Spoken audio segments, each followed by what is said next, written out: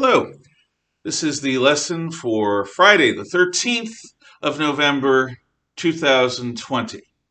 And if 2020 needed more bad luck, Friday the 13th, well, here we are. So, what we've been talking about is how the geography of Greece expresses or helps shape its culture, its politics, and so forth. Now what we're going to do is go over a little bit of the history. So, pre-classical Greece. The first great civilization to arise in Greece happens here on the island of Crete. This is the Minoan Cretan civilization. Now, in many ways, the Minoan Cretan civilization parallels the Atlantis myth. I think, in fact, it's likely that it is the source of the Atlantis myth. It is an island nation that's very peaceful, that is a place where women have an unusually large scope for decision-making, that is destroyed in a single night in a deluge, in a flood. Okay. Minoan Crete is an island nation. Because it controls the entire island of Crete, and because naval warfare is in its infancy, there's no need for the Minoans to maintain a large standing army, or even to wall their cities. So Minoan Cretan cities are not walled. Furthermore, the archaeological evidence indicates that women played a more prominent role than normal. Minoan fashions are very unusual in that they allow, and they actually encourage, they reveal the upper attributes of a woman, the secondary sex characteristics of a female. The dresses, in other words, start below the breasts. And this is to emphasize feminine characteristics. The men also shave, which arguably makes them look more feminine and less masculine. There are also more goddesses than gods, as we understand the Minoan religious practices. So, was Minoan Crete a matriarchy, a female-run society? Very unlikely.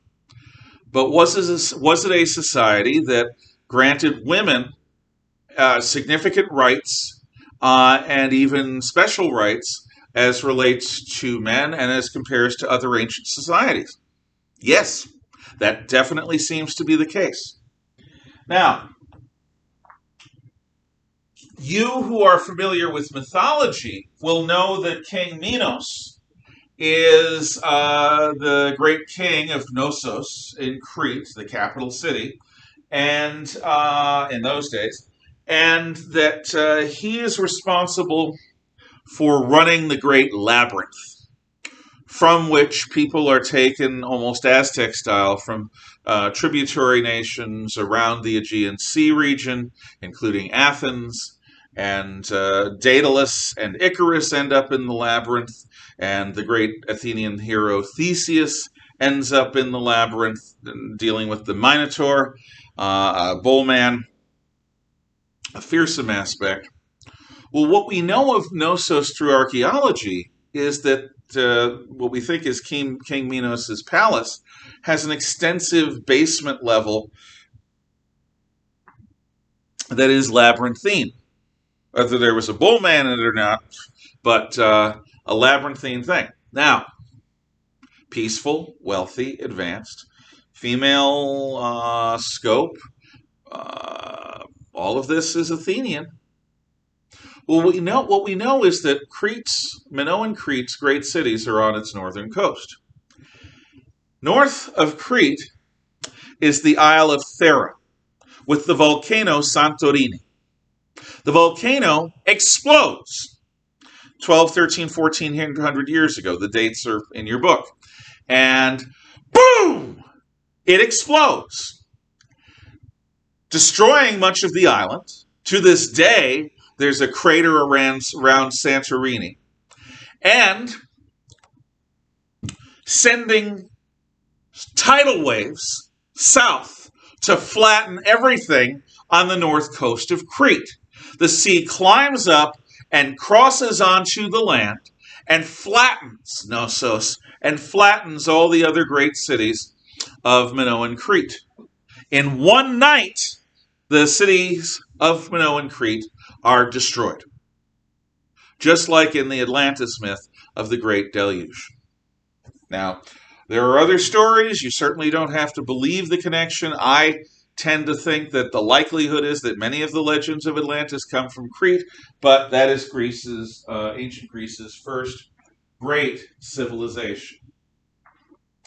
Now, on the shores of mainland Greece, around the western side of the Aegean Sea, came the Mycenaeans.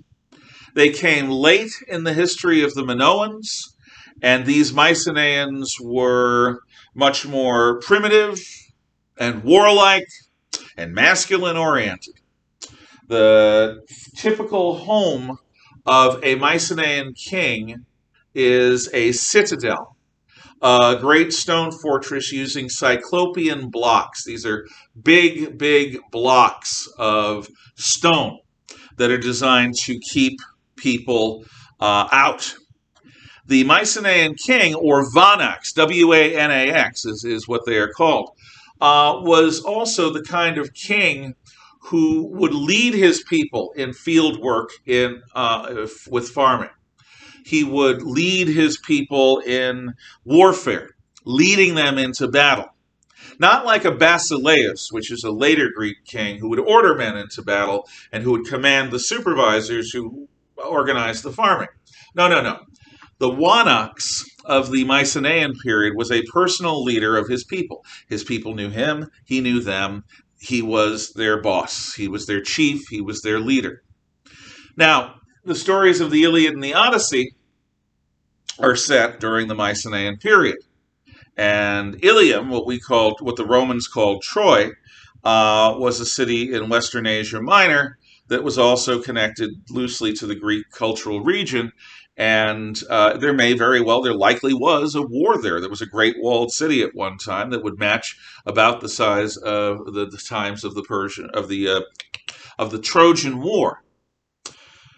But Homer wrote many hundreds of years after, and he wrote with a different purpose than historical chronicling.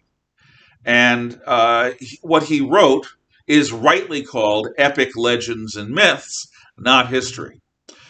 Was there a Trojan War?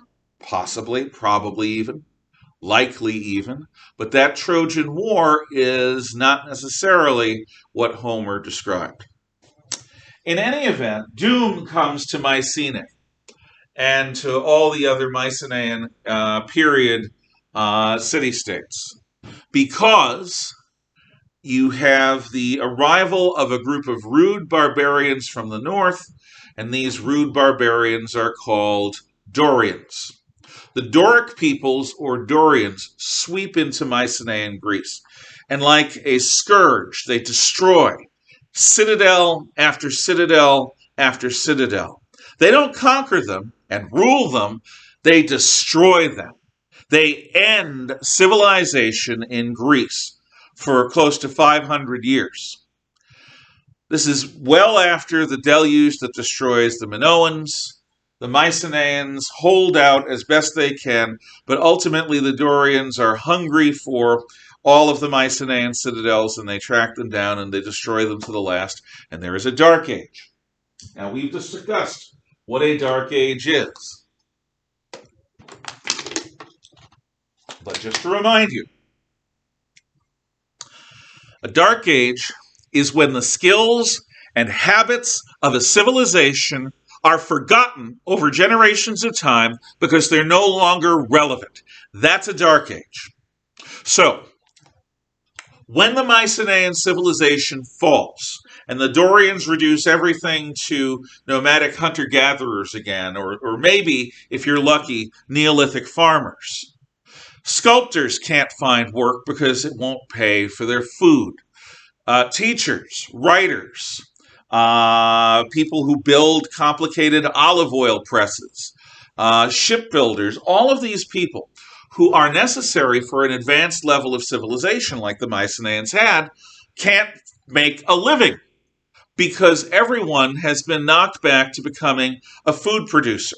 It's the Paleolithic all over again. Men hunt, women gather, that's it. Maybe everyone is farming, but there's not enough extra produce or grain to feed crafters, warriors, and rulers and priests. It's just not there.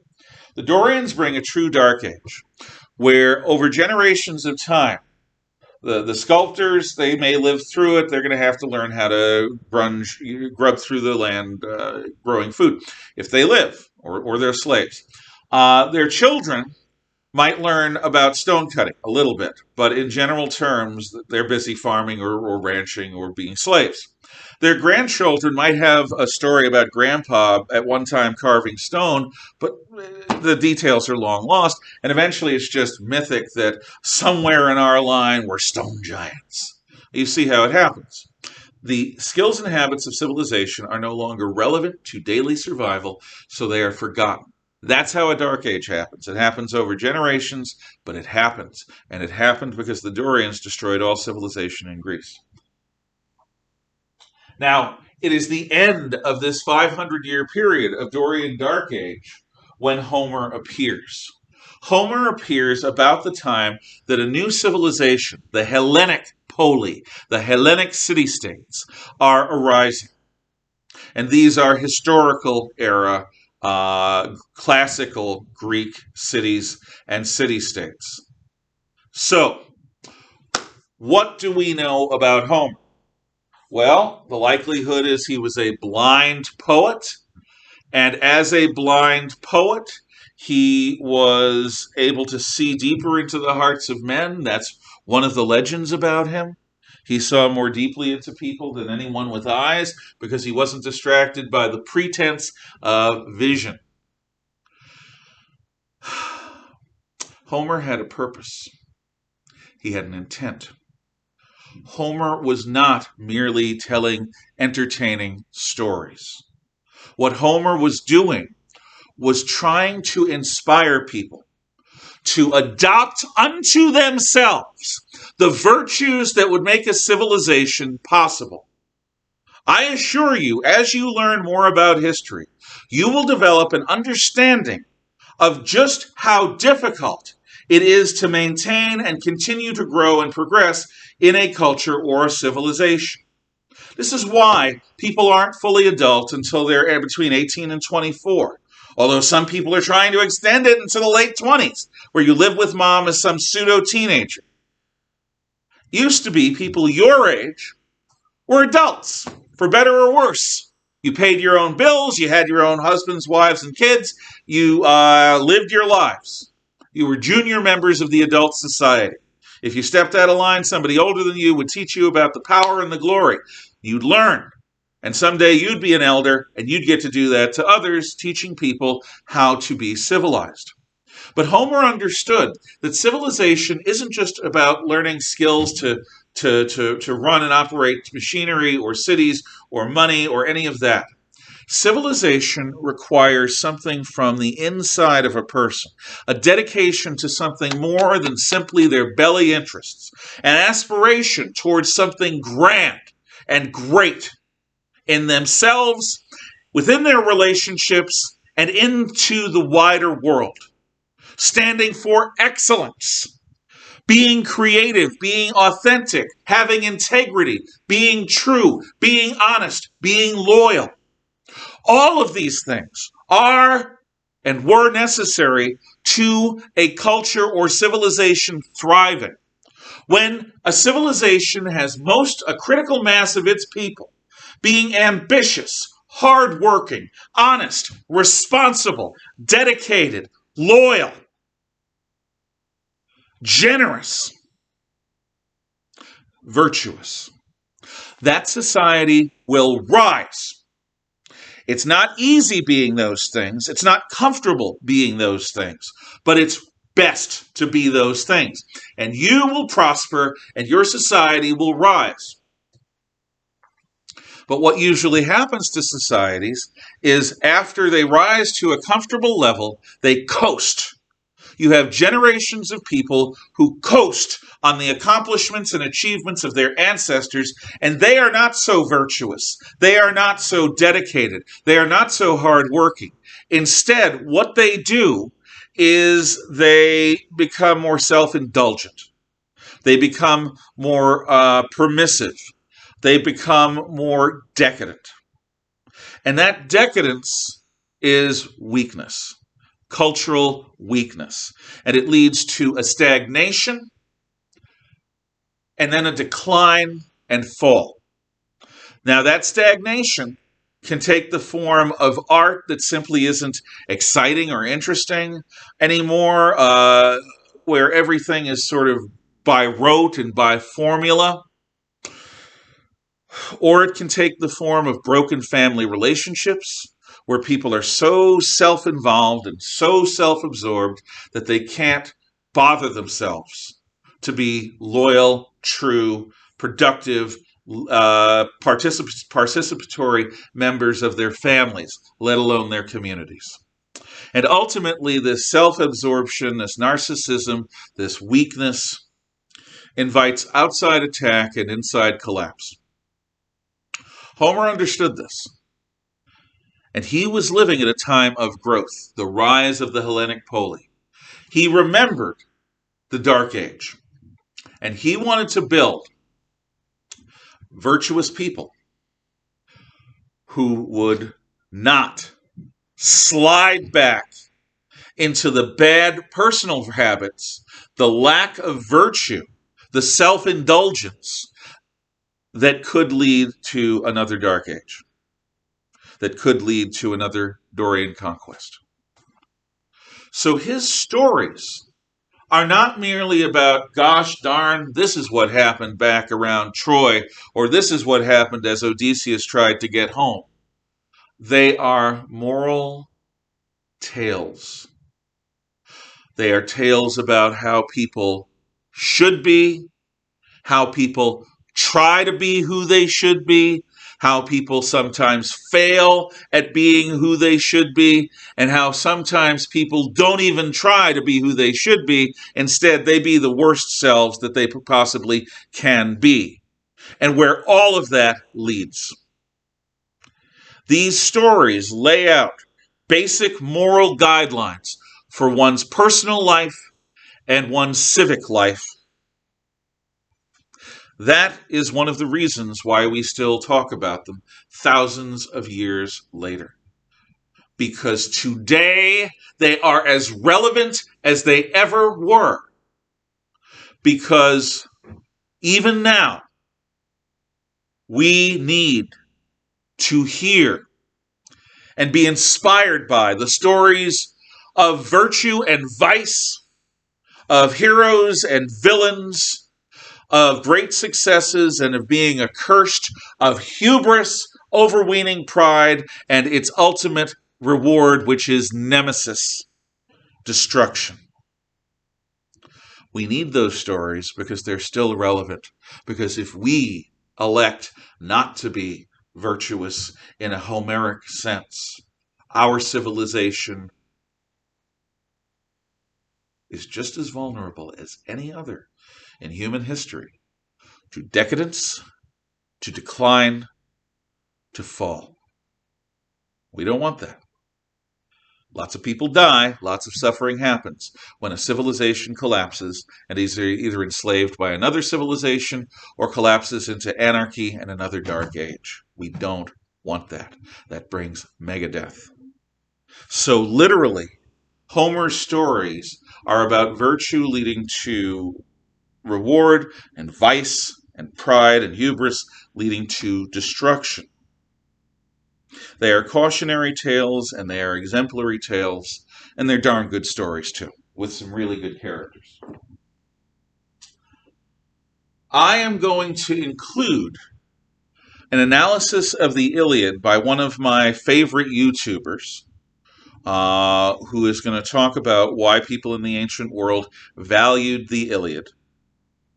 And I'm going to set things up for next week when I'm going to recommend that you see the first section of the 1990s Armand Desante version of the Odyssey, which you will be seeing next week as we go over the Homeric tales. I thank you for your time. There's also, in addition to this work, a geography worksheet, which I want you to place the list of items on the map by writing them on the map. And you print off the map and bring it in. Or you can wait until Monday and get a physical, or Tuesday, and get a physical copy of the map and get it done. But if you wait until Tuesday, it's due Wednesday morning at 6 a.m. That isn't much time unless you plan on doing it that day. It's about 18 map items that you've got to put on the map. So you've seen this. You'll see the thing on the Iliad. You'll see the first section of the Odyssey, maybe. Maybe I'll... no, you know what? I'm going to leave the Odyssey. I'm going to wait until next week. We'll start fresh with it. But see the thing on the Iliad and do the worksheet on the maps. Have a happy and wondrous weekend.